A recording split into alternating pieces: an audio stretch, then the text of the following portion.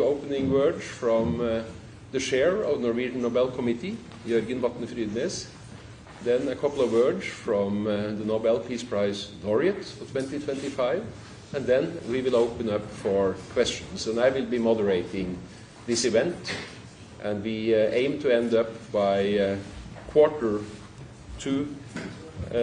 past 1 at the latest. Please, Jørgen. Thank you. Being here and talking about these issues has such a gravity that I cannot sit. I have to stand up for this, if you may.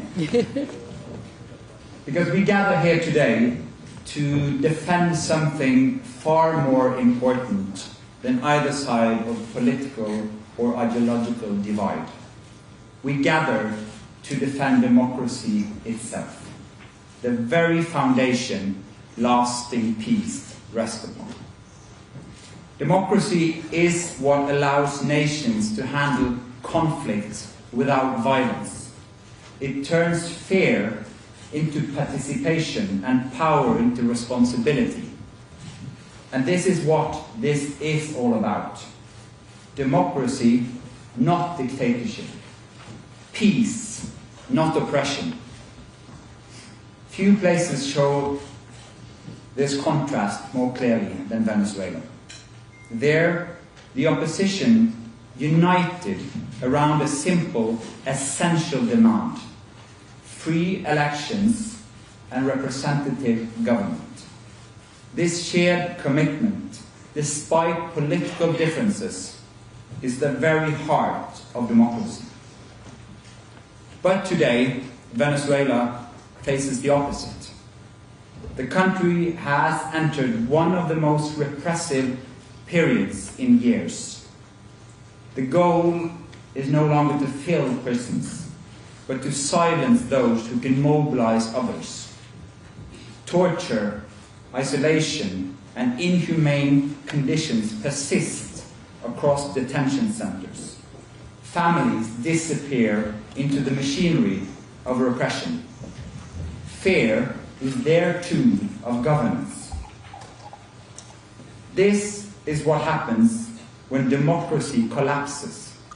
Freedom gives way to fear, and peaceful politics gives way to violence. It should not be necessary to state the obvious. Democracy is the path to peace. Dictatorship is the path to war and suffering. And yet, in the middle of this repression, stands or sits a woman who refuses to be silenced.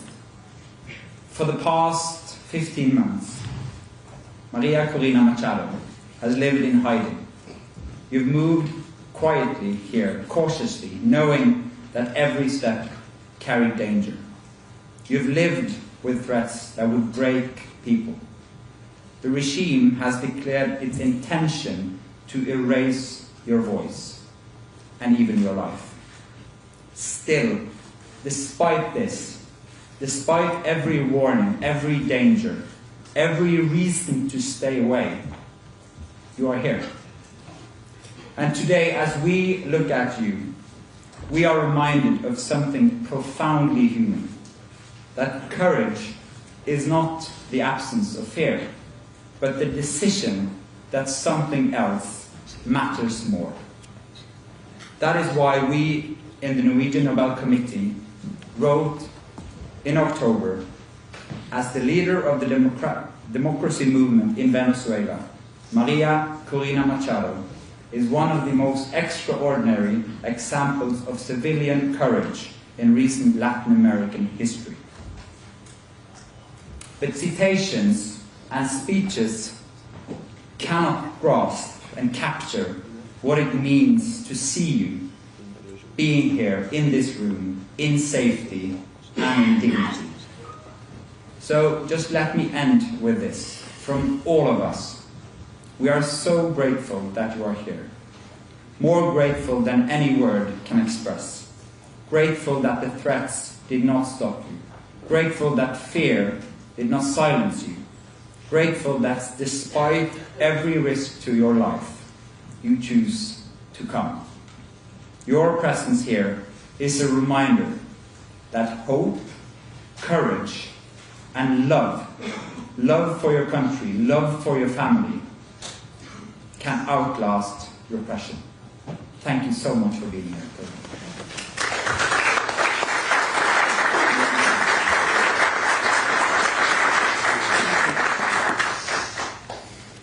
My turn.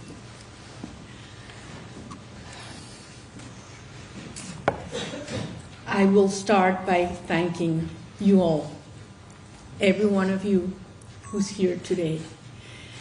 I've met these last hours Venezuelans that have come so far away as Saudi Arabia, Japan, Chile, Canada, people from all over our country, and they are proud to say so. I'm so glad to be able to see you and meet you again at Mundo and Mercedes. We're so proud of you, and so looking forward for what we're going to do together very soon for our country. Seeing friends, colleagues that I have not seen in the last 8 or 10 years, but that have stand firm all around the world, closer every day to Venezuela. Nor distance or time have broken that profound link to your country. And everybody says they want to come back. Everybody that I've met in the streets of Oslo say they are preparing their bags to come back home, to build a nation that we'll be so proud of, and that we will always tell our children what this generation has done. I am so grateful, and I have to say it here, to the people that made it possible, men and women, that I could arrive here today. To all of you, my friends, Venezuelans, know, because I've said this before, that every single day of my life I ask myself where I'm most useful to our cause. And when I make that decision consciously, that's where I have been. That's why I've stayed until recently in our country. This day, I had to be here. And it wasn't easy. Sometimes it looked impossible. But so many times we've been told what we wanted to do was impossible. And we have done it.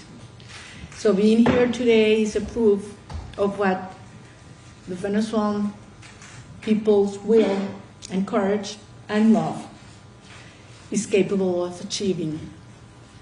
And I arrived a little late, but I'm here, and I think that God has its ways, because my words couldn't have been better expressed by someone of a generation that has not known democracy or lived in freedom, but they have learned from their fathers, mothers, and grandparents what it requires. And these our children are willing to give their life for something they have never known. So that's why I'm convinced we have the best generation of Venezuelans ever, ready to finish our job.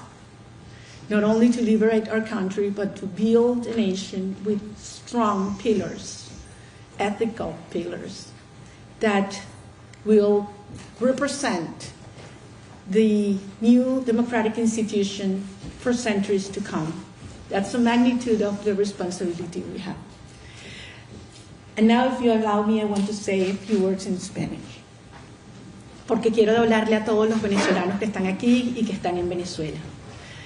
Todos sabemos que este ha sido un reconocimiento para cada uno de nosotros, 30 millones de venezolanos, que nos ha unido porque hemos celebrado en todos los rincones de Venezuela, y en Venezuela a veces por dentro, a veces en iglesias, a veces solo en las cocinas de nuestras casas, porque no se podía celebrar en las calles, pero en tantas ciudades alrededor del mundo. Y mi deber era venir a recoger este premio para llevarlo de vuelta a los venezolanos. Y pronto estaré de vuelta en Venezuela, Y sé que muy pronto ustedes también. Ustedes también. Y vamos a demostrarle al mundo que no solamente nos merecemos este premio, sino que realmente esta generación entera pasará a la historia de la humanidad, porque lo que hemos hecho ha sido enorme y ha demostrado, como lo dije, o lo dijo Ana Corina ayer, que al final freedom certainly requires democracy, and I started wrong. Peace requires democracy, and you cannot have democracy unless you conquer and defend freedom.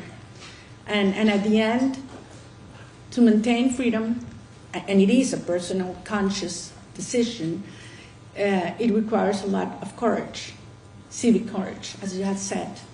And an individual and a society is willing to do everything, and it takes a lot of courage when the things you love most in life, most dearly, are threatened.